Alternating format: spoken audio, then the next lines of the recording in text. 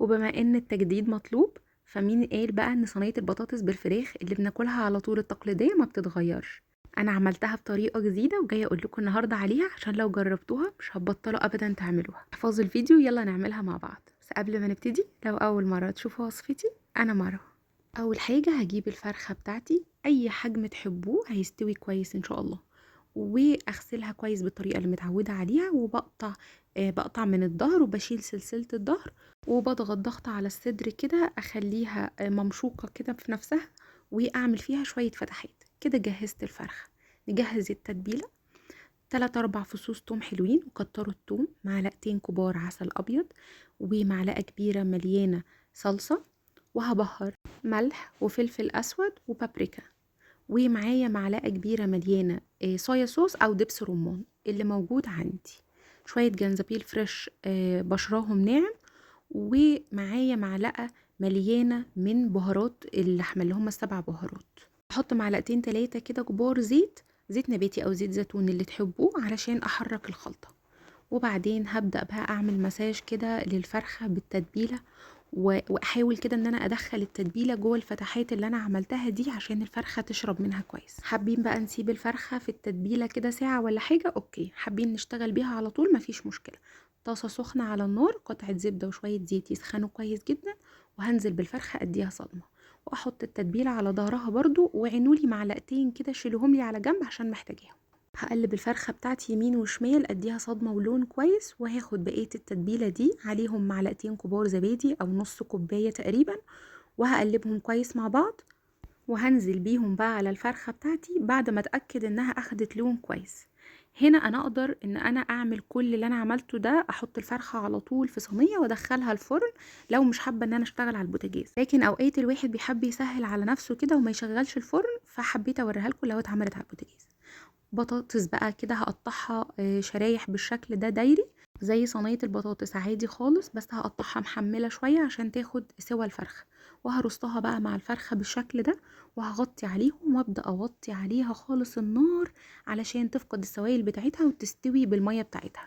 هجهز بقى شوية رز حلوين كده، عندي فلفل اخضر، فلفل احمر، فلفل اصفر، اي انواع فلفل عندي ممكن احطها، قطعة زبدة وشوية زيت، وعايزة شوية بهارات حصى اللي هم منكهات بس، مش ليهم اي الوان. انا حطيت ورق لورا وحبهان وقرنفل وليمون لومي، وهحمصهم كده في الزبدة بتاعتي، وبعدين هنزل عليهم بالرز. كمية الرز بقى زي ما تحبوا، لو كوباية رز ليها كوبايتين مية، انا بغسله كويس جدا بس مش بنقعه. هشوحه برضو مع البهارات، وبعدين هظبط الملح بتاعي وانزل الفلفل اللي انا قطعته قطع صغيرة، واغطي عليه واسوي الرز عادي خالص. 10 دقايق تقريبا، ربع ساعة هيتشرب المية بتاعته، هيبقى بالجمال ده. صدقوني احلى رز ممكن تجربوه، تجديد وتغيير، وطريقته حلوة قوي ومفرفر وطعمه ولا اروع. على ما خلصت الرز بتاعي، كانت صينية البطاطس بتاعتي فقدت السوائل بتاعتها، واستوت على نار هادية خالص مع نفسها. البطاطس مستوية جدا بتدوب، الصوص اللي نازل من الفراخ مع البطاطس ده يتاكل اكل كده. هي جاهزة عندي، اضافة صغيرة خالص للي حابب، بتدي طعم حلو قوي برضو. هعمل شوية توم كده في حتة زبدة على النار، معاهم شوية كزبرة خضرة، وهعمل زي تقلية كده، يعني هقلل الفراخ، وعلى ما تتقلى وتاخد لون حلو كده على النار، هكون بقى سرفست الطبق بتاعي. هنزل بالرز الخطير بتاعي ده، واوزعه في الطبق كده كويس، واحط عليه الفرخة بتاعتي. لو عاملينها في الفرن تقدروا تحمروها عن كده كمان لو حابين، او تنشفوها، بس هي جوسي قوي كده، وتقدروا تحطوا عليها الصوص بتاعها كمان يعلي التست ويزوده، والرز يشرب منه كده. التقلية بتاعتي ظبطت اللون خلاص وخلصت، اقدر بقى انزل بيها على الفرخة بتاعتي بالشكل ده.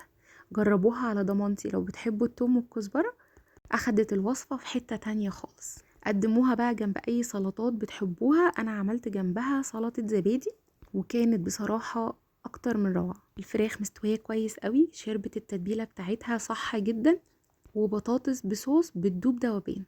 انا كده خلصت وصفتي النهاردة خلاص. لو عجبتكم وصفة النهاردة، تنسوش تعملوا لايك وشير للفيديو عشان يوصل للحبايب وحبايب الحبايب. اشوفكم على خير في فيديو جديد ووصفة جديدة، والف هنا وعافية على قلبكم وقلب ولادكم مقدما، ومع الف سلامة، وباي باي.